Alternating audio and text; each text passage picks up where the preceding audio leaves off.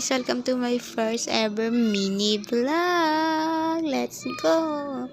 So, every morning ginagawa ko maglinis ng kama. Depende yan sa pasok ko at sa oras na aking schedule. Pag panghapon ako, naglilinis ako. Pag pang umaga ako, hindi na.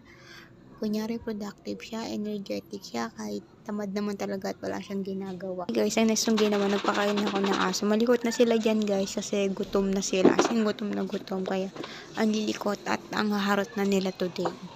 Oh, ito pa isang ka-plastic no, charot. Naglalagay lang ako guys sa mga bagong laban naming damit kasi kailangan na namin siyang ilagay sa damitan namin at baka ako mapagalitan na naman pag hindi ko nilagay yan. Kaya ayan, nilalagay ko na yung mga damit. Kunyari productive, kahit ito tayong ginawa.